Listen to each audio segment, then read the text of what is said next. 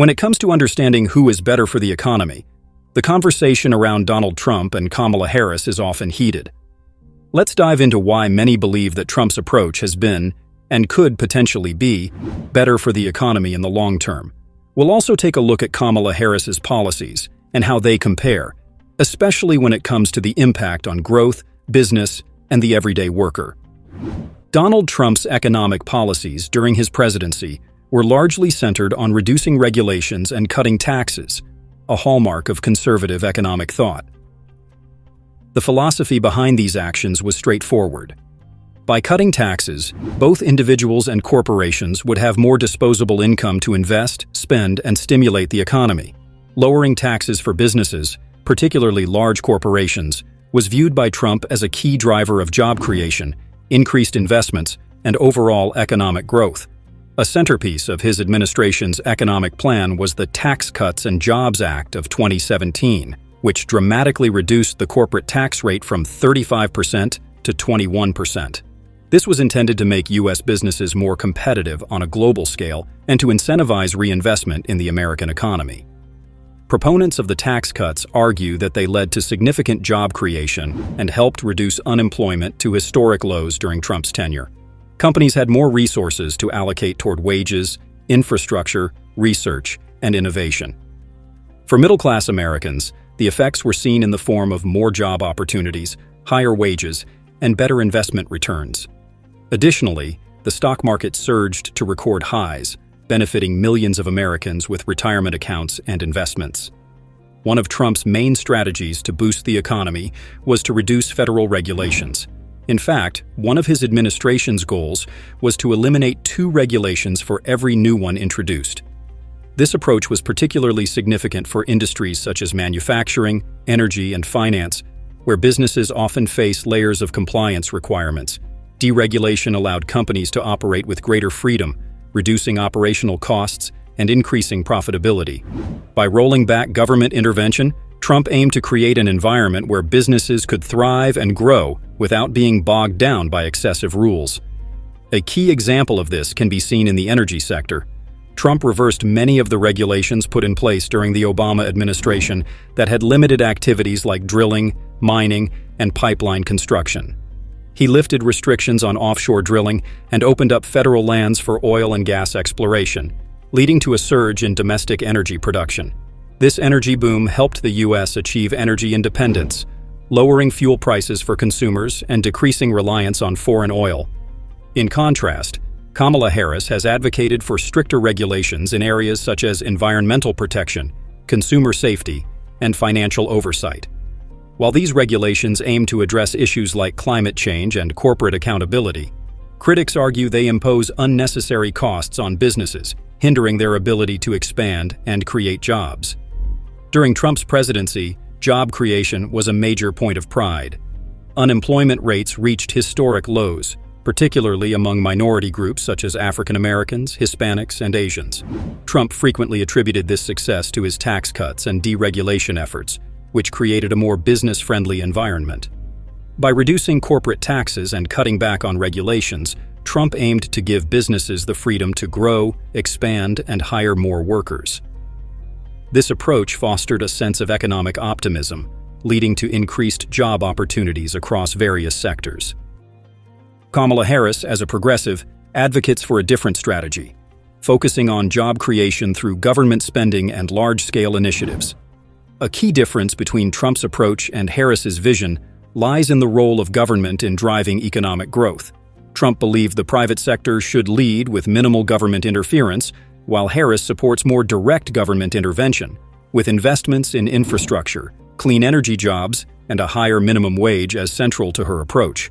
While these government-led initiatives are designed to address long-term societal needs, they often come with the trade-off of increased taxation and government spending. Critics argue that higher taxes on businesses and the wealthy could suppress innovation and job creation, and that government jobs may lack the efficiency and profitability found in private sector employment. One of the key elements of Trump's economic agenda was his approach to trade. His America First policy emphasized renegotiating trade deals, withdrawing from agreements he deemed unfair, and imposing tariffs on foreign goods. Trump argued that many existing trade deals, particularly NAFTA, North American Free Trade Agreement, disproportionately benefited countries like China and Mexico, while harming American workers and industries. According to Trump, these deals contributed to the loss of manufacturing jobs in the U.S., allowing other countries to gain at the expense of American economic interests.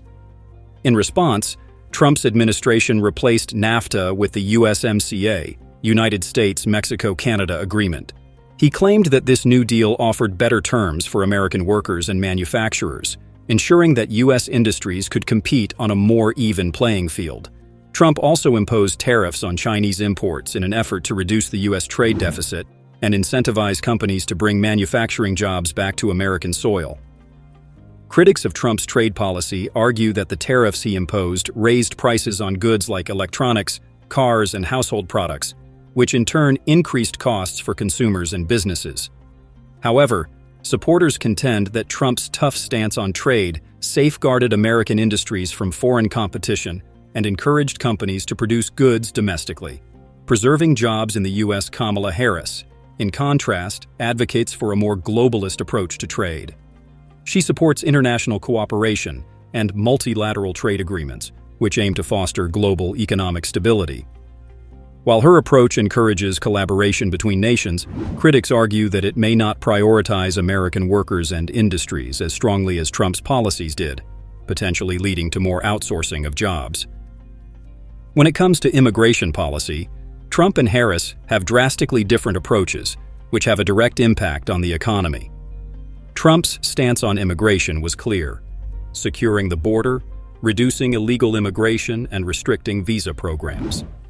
His administration argued that unchecked immigration harms American workers by driving down wages, particularly in blue-collar industries where there is a high demand for low-skilled labor.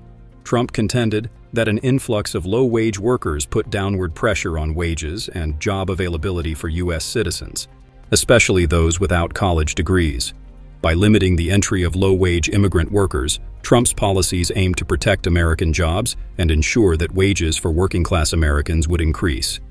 Many businesses, particularly in sectors like agriculture, construction, and hospitality, rely heavily on immigrant labor to fill labor gaps. Trump's stricter immigration policies forced some companies to raise wages to attract American workers, adjusting their hiring strategies in response to the tighter labor supply. Kamala Harris, in contrast, has advocated for more compassionate immigration policies. She supports a path to citizenship for undocumented immigrants, the expansion of visa programs, and protections for immigrants facing deportation. While this approach reflects humanitarian concerns, critics argue that it could flood the labor market with low-wage workers, potentially leading to wage stagnation or reductions for American citizens.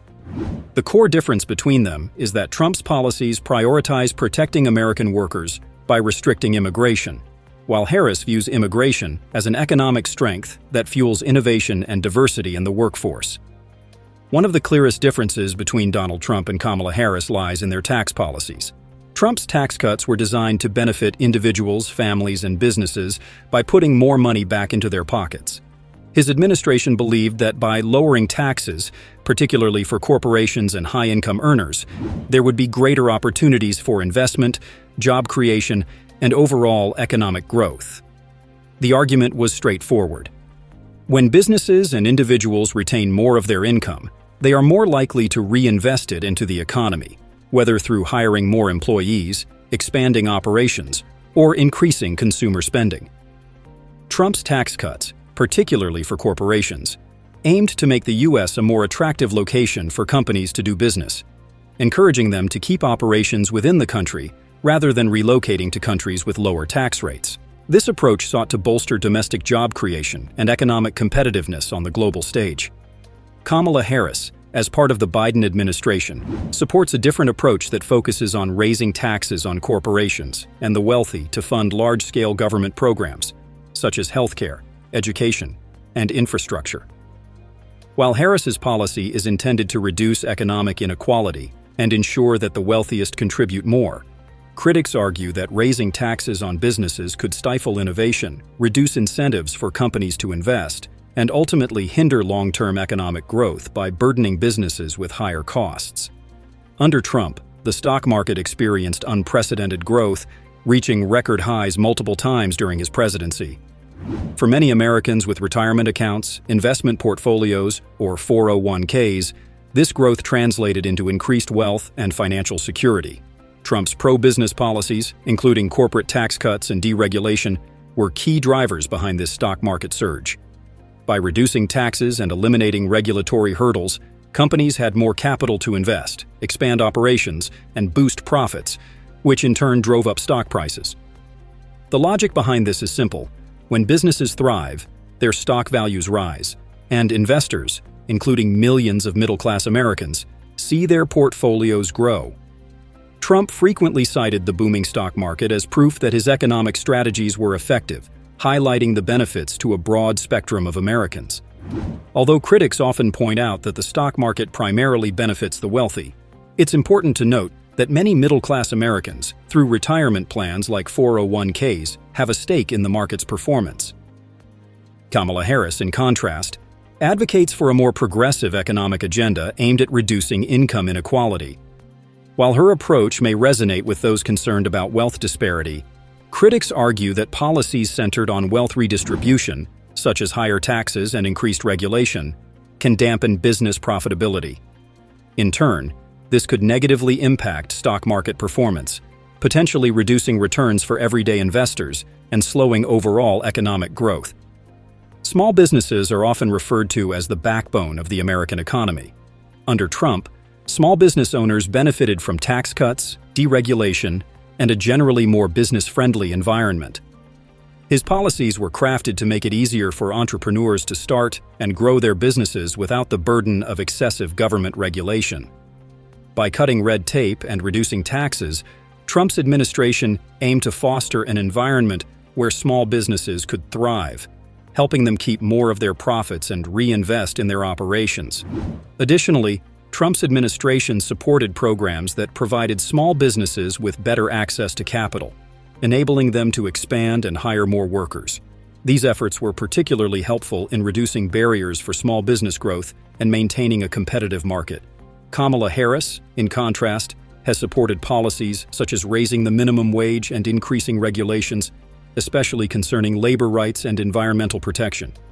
While these policies are intended to benefit workers and promote sustainable practices, critics argue that they can place a greater financial burden on small business owners.